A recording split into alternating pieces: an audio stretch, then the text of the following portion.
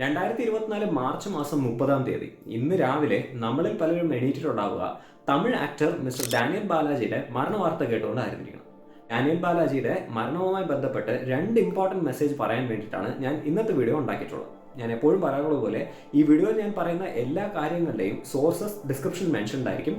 Video കണ്ടു കഴിഞ്ഞതിന് ശേഷം ആ സോഴ്സസ് ഒന്ന് ഡീറ്റെയിൽ ആയി വായിച്ചു പോകാൻ ഒരിക്കലും മറക്കരുത്. അപ്പോൾ നമുക്ക് വീഡിയോ തുടങ്ങാം. റിപ്പോർട്ട്സ് പ്രകാരം മാർച്ച് 29-ാം തീയതി, അതായത് ഫ്രൈഡേ, അദ്ദേഹത്തിന് ഒരു ചെസ്റ്റ് പെയിൻ ഉണ്ടാവുകയും ഉടനെ തന്നെ കോട്ടയം ഭാഗത്തുള്ള ഒരു പ്രൈവറ്റ് ഹോസ്പിറ്റലിൽ അദ്ദേഹത്തെ പ്രവേശിപ്പിക്കുകയാണ് ഉണ്ടായത്. എന്നാൽ ഡോക്ടേഴ്സിന്റെ ബെസ്റ്റ് എഫേർട്സിന് മീതെ അദ്ദേഹം മരണപ്പെടുകയാണ് ഉണ്ടായത്. അദ്ദേഹത്തിന്റെ മരണകാരണം എന്ന് പറയുന്നത് CVD അല്ലെങ്കിൽ കാർഡിയോ വാസ്കുലർ ഡിസീസ് ആണ് എന്നുള്ളതാണ് ഇനീഷ്യൽ റിപ്പോർട്ട്സ് പറയുന്നത്. 1990s കമലഹാസന്റെ അംബീഷ്യസ് ആയിട്ടുള്ള മരുതനായകം എന്ന് പറഞ്ഞ അൺഫിനിഷ്ഡ് പ്രോജക്റ്റിലൂടെയാണ് ഡാനിയൽ ബാലാജി സ്വന്തം കരിയർ സ്റ്റാർട്ട് ചെയ്യുന്നത്. എന്നാൽ ഇതൊരു അൺഫിനിഷ്ഡ് പ്രോജക്റ്റ് ആയതുകൊണ്ട് തന്നെ അദ്ദേഹത്തിന്റെ ആക്ടിംഗ് ഡെബ്യൂ ആയി ക്രെഡിറ്റ് ചെയ്യപ്പെടുന്നത് 2002 ഏപ്രിൽ മാസത്തിൽ എന്ന് പറഞ്ഞ മൂവിയിലൂടെയാണ്. തുടർന്ന് 2003 ജ്യോതികയും സൂര്യയും നായകന്മാരായി എത്തിയ ഗൗതം വാസുദേവ് മേനന്റെ കാക്ക കാക്ക എന്ന് പറഞ്ഞ സിനിമയിലൂടെയാണ് അദ്ദേഹം വളരെയധികം ഫേമസ് ആവുന്നത്. ഇതിനുശേഷം ആക്ടർ അജിത് അഭിനയിച്ച എന്നെ അറിന്താൽ, ആക്ടർ വിജയ് അഭിനയിച്ച ഭൈരവ, ബിഗിൽ പോലുള്ള ഫിലിംസ്, മാത്രമല്ല ആക്ടർ ധനുഷ് അഭിനയിച്ച വട ചെന്നൈ പോലുള്ള മൂവീസിൽ അദ്ദേഹം സിഗ്നിഫിക്കന്റ് ആയിട്ടുള്ള സപ്പോർട്ടിംഗ് അല്ലെങ്കിൽ നെഗറ്റീവ് റോൾസിൽ വന്നിട്ടുണ്ട്. 5 അടി 10 ഇഞ്ച് ഹൈറ്റ് ഉണ്ടായിരുന്ന ഡാനിയൽ ബാലാജിയുടെ വെയിറ്റ് എന്ന് പറയുന്നത് ഓൾമോസ്റ്റ് 78 kg ആയിരുന്നു, വിച്ച് മീൻസ് ദാറ്റ് അദ്ദേഹം മോഡറേറ്റ്ലി ഫിറ്റ് ആയിരുന്നു എന്ന് വേണം പറയാൻ. എന്നാൽ അൺഫോർച്ചുനേറ്റ്ലി വെറും 48 വയസ്സ് പ്രായമുള്ളപ്പോൾ തന്നെ അദ്ദേഹം കാർഡിയോ വാസ്കുലർ ഡിസീസിന് വിക്ടിം ആവുകയാണ് ചെയ്തത്. ഇത് ആക്ച്വലി പുതിയ ട്രെൻഡ് ഒന്നുമല്ല. കഴിഞ്ഞ 4 വർഷത്തിൽ കാർഡിയോ വാസ്കുലർ ഡിസീസിന് വിക്ടിമായ സെലിബ്രിറ്റീസിന്റെ നെയിമും ഏജും വെച്ച് ഒരു ലിസ്റ്റ് ഞാനൊന്ന് വായിക്കാം.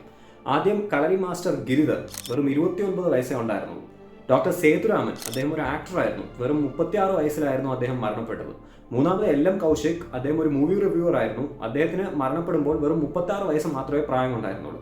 കന്നഡയിലെ സൂപ്പർ സ്റ്റാർ ആയ പുനീത് രാജ്കുമാർ, അദ്ദേഹം മരണപ്പെടുമ്പോൾ അദ്ദേഹത്തിന്റെ വയസ്സെന്ന് പറയുന്നത് വെറും 42 ആയിരുന്നു. സിംഗർ KK, അദ്ദേഹം മരണപ്പെടുമ്പോൾ അദ്ദേഹത്തിന്റെ വയസ്സ് വെറും 52 ആയിരുന്നു. ആക്ടർ മാറിമുത്തു, അദ്ദേഹത്തിന്റെ വയസ്സ് 56 ആയിരുന്നു മരണപ്പെടുമ്പോൾ. ആക്ടർ മയിൽസ്വാമി, അദ്ദേഹത്തിന്റെ വയസ്സ് 57 ആയിരുന്നു മരണപ്പെടുമ്പോൾ. ആക്ടർ വിവേക്, അദ്ദേഹത്തിന്റെ വയസ്സ് 59 ആയിരുന്നു മരണപ്പെടുമ്പോൾ. ഇതിന്റെ കൂടെ തന്നെ ഇപ്പോൾ ആക്ടർ ഡാനിയൽ ബാലാജി, അദ്ദേഹത്തിന്റെ വയസ്സ് വെറും 48 ആയിരുന്നു മരണപ്പെടുമ്പോൾ.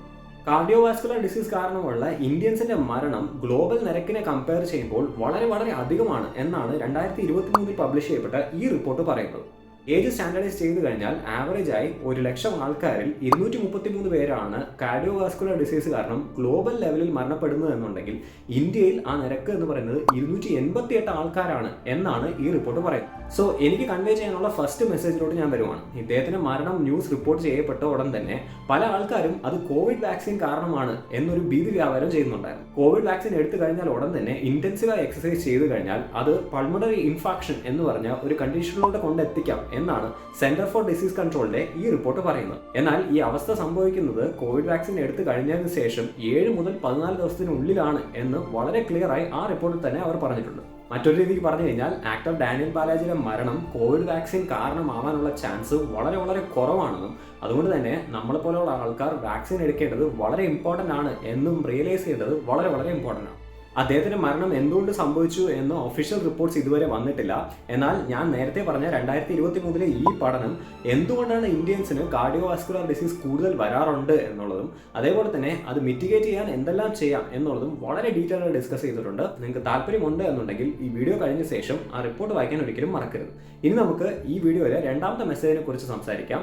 ആക്ടർ ഡാനിയൽ ബാലാജി മരണത്തിന് വളരെ കാലം മുന്നേ തന്നെ സ്വന്തം നേത്രദാനം ചെയ്യാൻ പ്ലഡ്ജ് ചെയ്തിട്ടുണ്ടായിരുന്നു എന്നും ഇത് കാരണം തന്നെ അവരുടെ ഫാമിലി മെമ്പേഴ്സ് അദ്ദേഹത്തിന്റെ വിഷ് ഫുൾഫിൽ ചെയ്തു എന്നും കൂടിയാണ് റിപ്പോർട്ട് ചെയ്യപ്പെട്ടത്. ഇങ്ങനെയുള്ള നേത്രദാനത്തിനെ നമ്മൾ കോർണിയൽ ട്രാൻസ്പ്ലാന്റേഷൻ എന്നാണ് പറയാറുള്ളത്.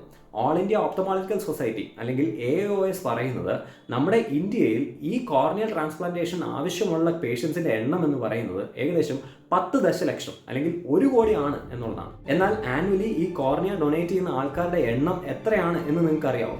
വെറും 30,000 മാത്രമാണ്.